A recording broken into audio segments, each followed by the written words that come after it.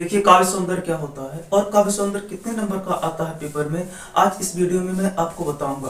काव्य सौंदर्य आता है कम से कम 1 से 2 नंबर का, और इसको करने में ज़्यादा कोई परेशानी नहीं होती है और ज़्यादा दिक्कत भी नहीं रहती है। हमें क्या करना चाहिए, हमें जो जिसकी भी काव्य सौंदर्य लिखना है उसका काव्य सौंदर्य लिखने के लिए उसके अर्थ हमें पता होने चाहिए। अर्थ जब हमें उसका पता रहेगा तो हम आसानी से काव्य सौंदर्य लिख सकते हैं। जैसे हमने यहाँ पे दो दोहा को लिया है, हम इसका काव्य सौंदर्य लिखने का तरीका हम आपको बताएंगे और इसी के हिसाब से आप काव्य सौंदर्य लिखेंगे, आपको आसानी से 1 से 2 नंबर मिल जाएगा। तो चलिए देखते हैं कि कैसे हम काव्य सौंदर्य लिखते हैं और काव्य सौंदर्य होता क्या है। देखिए काव्य सौंदर्य का मतलब ये है कि किसी भी छंद का, चाहे दोहा हो, चौपाई, सोरठा, कुछ भी हो, किसी भी छंद का रस, छंद, अलंकार, भाषा और एक आध दो पॉइंट उसके बारे में लिखने रहते हैं, यही उसका हो जाता है काव्य सौंदर्य। तो हम पहले इसका एक दोहे का यहाँ से देख लेते हैं। काव्य सौंदर्य इसका क्या होगा। देखिए काव्य सौंदर्य लिखने के लिए अर्थ अच्छी तरह से आने चाहिए, नहीं तो इसको हम काव्य सौंदर्य नहीं लिख पाएंगे। देखिए सोह तोड़े पीत पर श्याम सलोने गात, मनो नीलमणि शैल पर आतप प्रयोग प्रभात। आतप प्रयोग प्रभात। देखिए इसका हमें काव्य सौंदर्य कैसे लिखना है, सबसे पहले बताना है रस। इसमें रस कौन सा है, तो देखिएगा यहाँ पे वर्णन क्या है कि सोहत ओढ़े पीत पट, यानी कि श्री कृष्ण, सोहत यानी कि सुंदर लगता है। श्री कृष्ण जब पीला वस्त्र, पीत पट पीला वस्त्र ओढ़ते हैं, यानी कि जब ऊपर अपने पीला वस्त्र को रखते हैं। श्याम सलोने गात, गात का मतलब शरीर, सलोनी माने सुंदर, श्याम माने होता है श्री कृष्ण, यानी कि श्री कृष्ण अपने श्यामले सलोने सुंदर शरीर पर, अपने श्यामले सलोने यानी सुंदर शरीर पर जब पीला वस्त्र रखते हैं यानी कि ओढ़ते हैं तो कितना सुंदर लगता है।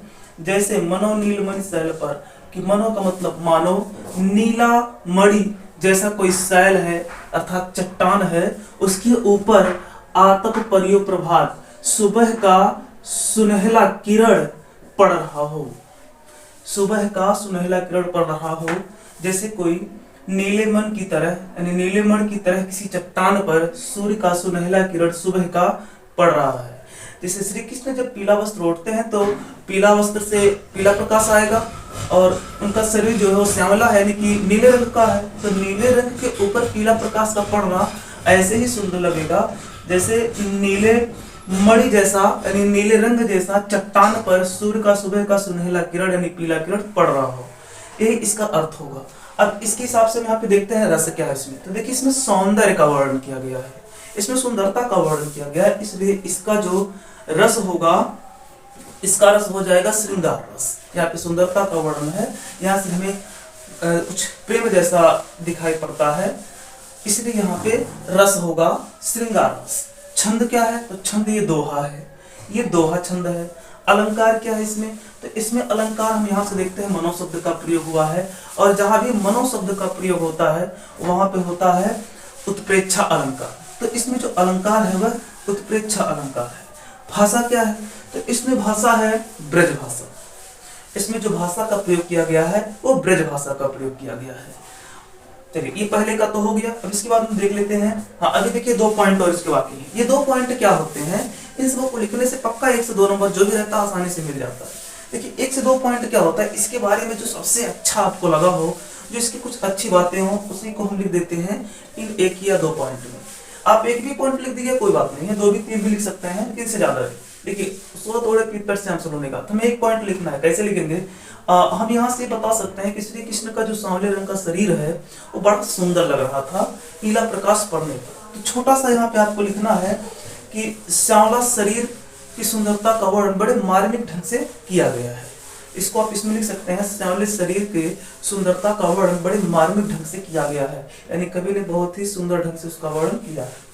इसके बाद यहाँ से लिखेंगे, दूसरे पॉइंट में लिख सकते हैं कि कवि ने जो उदाहरण लिया है वो भी अद्भुत सराहनीय है। कवि ने जो उदाहरण लिया है अद्भुत सराहनीय है। चलिए इसके बाद में देखते हैं दूसरा वाला। तबलो या मन सदन में हरि आवे की बात, विकट जटे जबलग निपट, फुटे न कपट कपाट। देखिए तबलो का मतलब होता है तब तक, पहले तो इसका अर्थ हमें जानना पड़ेगा।